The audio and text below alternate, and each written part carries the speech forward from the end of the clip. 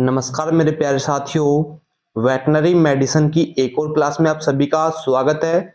तो जितने भी साथी भाई वेटनरी से संबंधित किसी भी भर्ती परीक्षा की तैयारी कर रहे हैं, आज अपने इस चैनल पर पहली बार आए हैं, चैनल को सब्सक्राइब करेंगे, बेल आइकन को जरूर प्रेस करेंगे। चलिएगा दोस्तों, आज की जो क्लास में अपन बात करेंगे एनिमल डिजीज से संबंधित कुछ महत्वपूर्ण क्वेश्चंस देखेंगे जो आगामी भर्ती परीक्षाओं के लिए आपके लिए महत्वपूर्ण होने वाले हैं। तो दोस्तों आज का सबसे पहला क्वेश्चन है अपना, जोड़ों में सूजन कहलाती है।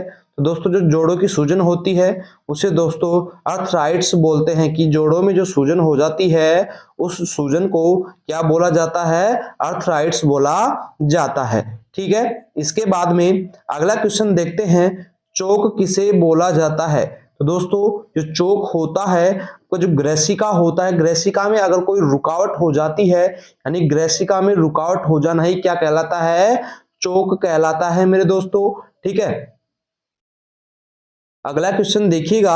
अगला क्वेश्चन है, ज्यादा मात्रा में अनाज के दाने खाने से गाय के रूमन का पीएच हो जाता है कि जब कोई गाय ज्यादा मात्रा में अनाज खा लेती है तो उसके रूमन का पीएच कितना हो जाता है?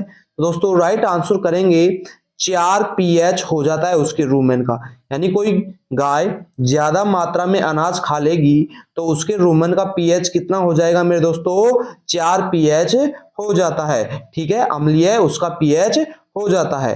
अगला क्वेश्चन देखिएगा दोस्तों, अगला क्वेश्चन है, ज्यादा मात्रा में रेंज का बरसिम एवं यूरिया खाने से गाय के रूमन का पीएच कितना हो जाता है?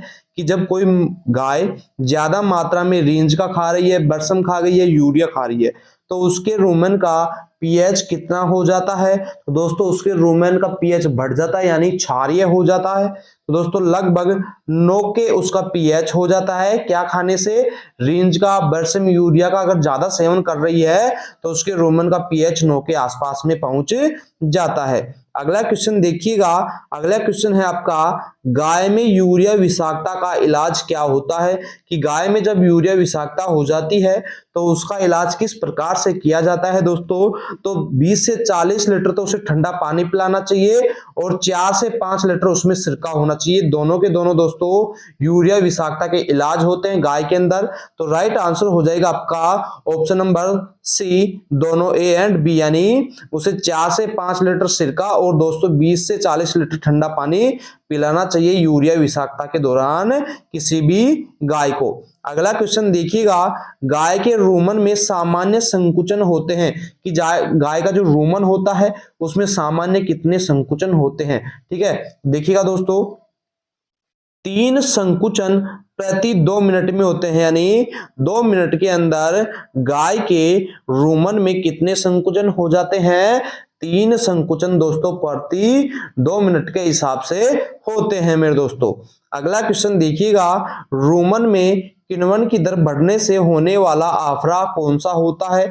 कि जब रूमन के अंदर किण्वन की दर बढ़ जाती है तो उससे होने वाला जो आफरा होता है, ब्लोट होता है, उसे किस प्रकार का आफरा बोला जाता है? तो दोस्तों यह प्राथमिक आफरे के नाम से कहलाता है। यानी जब किसी भी गाय के रूमन में अगर किण्वन हो रहा है और उस किण्वन की दर के बढ़ने से दोस्तों अगर उसमें आफरा आ रहा है पशु में तो उस आफरे को दोस्तों प्राथमिक ब्लोट बोला जाता है, प्राथमिक आफरा बोला जाता है। ठीक है, अगला क्वेश्चन देखेंगे, एरुकेशन प्रक्रिया बंद हो जाने से होने वाला आफरा कौन सा कहलाता है? यानी जब एरुकेशन प्रक्रिया बंद हो जाती है तो उससे जो आफरा होता है उसे क्या बोला जाता है? तो दोस्तों ये सेकंड ब्लोट यानी द्वितीयक आफरे के नाम से दोस्तों जाना जाता है। एरुकेशन प्रक्रिया बंद हो जाने के कारण से तो दोस्तों जो आफरा आता है तो उसे द्वितीयक आफरा बोला जाता है साथियों। अगला क्वेश्चन देखिएगा मेरे दोस्तों, अगला क्वेश्चन है आपका, जानवर के शरीर से गैस के बाहर निकलने की प्रक्रिया, यानी जानवर के शरीर से गैस बाहर निकलने की प्रक्रिया क्या कहलाती है? दोस्तों जानवर के शरीर से गैस बाहर निकलने की प्रक्रिया एरुकेशन कहलाती है मेरे दोस्तों। ठीक है, अगला क्वेश्चन देखिएगा, द्वितीयक आफरा किस बीमारी में देखने को मिलता है? तो दोस्तों जो द्वितीयक आफरा होता है ये चोक, डीएच और टीआरपी, इन तीनों ही दोस्तों डिजीज में देखने को मिलता है। द्वितीयक आफरा जो है, सेकंड जो ब्लॉट है पशु का, वो चोक, डीएच, टीआरपी, इन तीनों की तीनों बीमारियों में दोस्तों देखने को मिलेगा। अगला क्वेश्चन देखिएगा, अगला क्वेश्चन है, घोड़े के द्वारा पेट पर लात मारना, जमीन पर बार बार लेटना एवं फ्लैंक की तरफ गर्दन मोड़कर देखना किस बीमारी का लक्षण होता है? कि जब कोई घोड़ा बार बार अपने पेट पर लात मार रहा है, जमीन पर लेट रहा है या अपने फ्लैंक की तरफ गर्दन मोड़ करके देख रहा है, तो दोस्तों ये किस बीमारी के संकेत होते हैं? दोस्तों जो कोलिक डिजीज होती है, इस बीमारी के ये संकेत होते हैं। यानी जब घोड़े के पेट के अंदर दर्द होता है तो दोस्तों वो पेट पर लात मारेगा, बार बार जमीन पर लेटेगा और फ्लैंक की तरफ गर्दन करके देखता रहेगा। कौन सी बीमारी के अंदर? कोलिक के अंदर। अगला क्वेश्चन देखिएगा, डाइमेथोकॉन किसका उपचार होता है? तो दोस्तों डाइमेथोकॉन जो होता है किसका उपचार होगा? सामान्य अपच का, आफरा का, अम्लीय अपच का या दोस्तों कोलिक का? तो दोस्तों राइट आंसर हो जाएगा डाइमेथोकॉन जो होता है आफरा ब्लॉट का दोस्तों उपचार होता है, ट्रीटमेंट होता है। किसका? आप बोल सकते हैं डाइमेथोकॉन जो होता है आफरा यानी ब्लॉट का ट्रीटमेंट होता है। ठीक है, अगला क्वेश्चन देखिएगा, कोलिक के उपचार में दी जाने वाली दर्द निवारक औषधि कौन सी होती है? दोस्तों जो फ्लोक्सिन होती है ये कोलिक के उपचार के लिए दोस्तों दी जाने वाली एक दर्द निवारक दोस्तों औषधि होती है साथियों। अगला क्वेश्चन देखिएगा, ट्रोकार्जाइजेशन किसका उपचार होता है? ट्रोकार्जाइजेशन किसका उपचार होता है? सामान्य अपच का, आफरे का, अम्लीय अपच का या दोस्तों कोलिक का? तो दोस्तों राइट आंसर हो जाएगा ब्लॉट आफरे का ये दोस्तों उपचार होता है, ट्रीटमेंट होता है ट्रोकार्जाइजेशन। ठीक है, अगला क्वेश्चन देखेंगे, अगला क्वेश्चन है, कोलिक किस जानवर में ज्यादा देखने को मिलती है? दोस्तों आप सभी को पता है जो कोलिक होती है हॉर्स, घोड़े के अंदर दोस्तों सबसे ज्यादा देखने को मिलती है। ठीक है, अगला क्वेश्चन देखिएगा दोस्तों, अगला क्वेश्चन है आपका, लो मिल्क फैट सिंड्रोम किसे कहा जाता है? दोस्तों यह है जो अम्लीय अपच होती है इसी को दोस्तों लो मिल्क फैट सिंड्रोम के नाम से भी दोस्तों जाना जाता है। ओके, अगला क्वेश्चन देखेंगे, अगला क्वेश्चन है आपका, आंत का एक भाग दूसरे भाग में धंस जाना क्या कहलाता है? जो आंत इंटेस्टाइन होती है उसका एक भाग अगर दूसरे भाग में धंस रहा है तो उसे क्या बोला जाता है? इंटरसस्पेक्शन कहलाता है दोस्तों। ठीक है, एक आंत का हिस्सा दूसरे अगर हिस्से में धंस जा रहा है तो इंटरसस्पेक्शन कहलाता है। ठीक है, अगला क्वेश्चन देखेंगे, आंत का मेजेंट्री के चारों ओर घूम जाना क्या कहलाता है? जब आंत होती है उसका मेजेंट्री के चारों ओर घूम जाती है तो दोस्तों ऐसी अवस्था को क्या बोला जाता है? वोल्वलस बोला जाता है। कि आंत का जो मेजेंट्री के चारों ओर घूम जाना वोल्वलस कहलाता है। ठीक है, अगला क्वेश्चन देखिएगा, किसी भारी दबाव की वजह से आंत की ल्यूमेन का संकरा हो जाना क्या कहलाता है? कि किसी भार के दबाव से दोस्तों जो आंत की ल्यूमेन है वो संकरी हो जाती है तो उसे क्या बोला जाता है? टॉर्सन बोला जाता है। यानी किसी भी भारी दबाव से अगर जो आंत की ल्यूमेन है वो संकरी हो जाती है तो उसे दोस्तों टॉर्सन बोला जाता है। अगला क्वेश्चन देखेंगे, पोल टेस्ट किस बीमारी की जांच के लिए काम में लिया जाता है? तो दोस्तों जो पोल टेस्ट होता है ये जो टेरोमेटिक रेटिकुलिट्स होती है इसके लिए दोस्तों जो पोल टेस्ट होता है ये काम में लिया जाता है। अगला क्वेश्चन आता है अपना, घोड़े के द्वारा व्यायाम के तुरंत बाद ठंडा पानी पीने से कौन सी बीमारी हो सकती है? कि जब कोई घोड़ा व्यायाम एक्सरसाइज करके तुरंत ठंडा पानी पी रहा है तो उससे कौन सी बीमारी हो सकती है? टेटनिस, अपच, कोलिक या आफरा?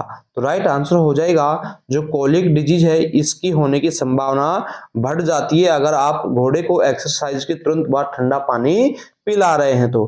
ठीक है, अगला क्वेश्चन देखेंगे, निम्न में से श्वसन तंत्र की बीमारी नहीं होगी। इनमें से दोस्तों आपको एक बीमारी छांटनी है जो रेस्पिरेटरी सिस्टम की नहीं होगी। दोस्तों सबेसियस जो बीमारी होती है सेबेसियस, ये दोस्तों पाचन श्वसन तंत्र की बीमारी नहीं होती है।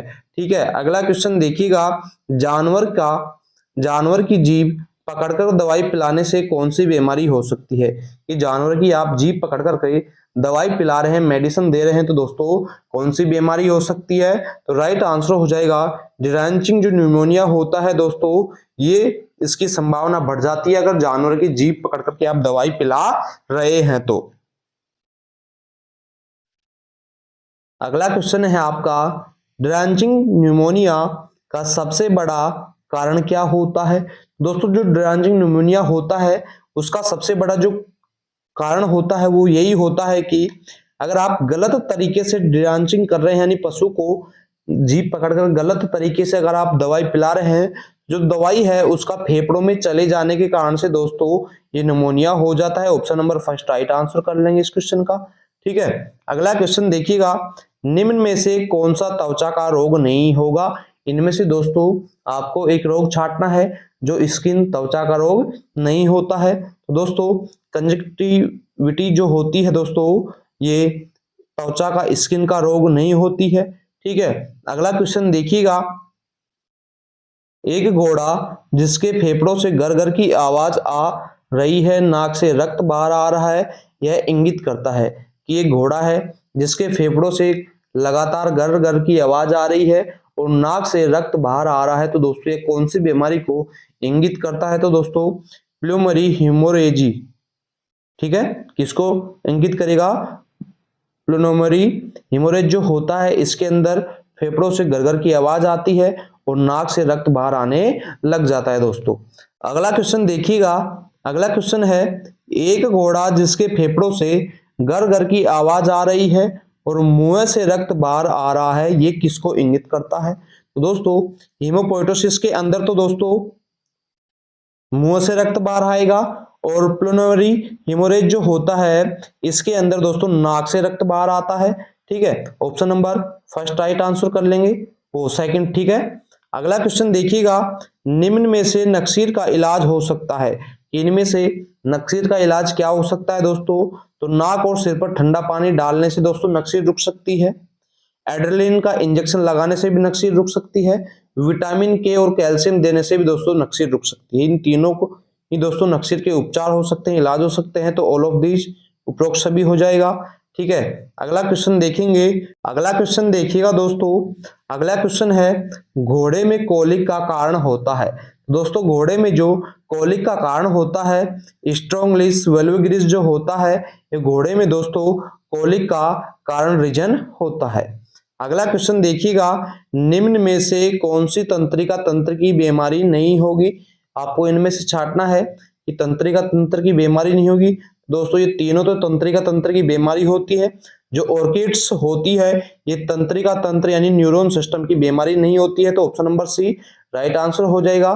तो दोस्तों इसी तरीके से वेटनरी से जुड़े हुए हर एक बेहतरीन और शानदार क्वेश्चन की क्लासेस पाने के लिए जुड़े रहे आपके अपने YouTube channel Shri Shyam classes के साथ में दोस्तों।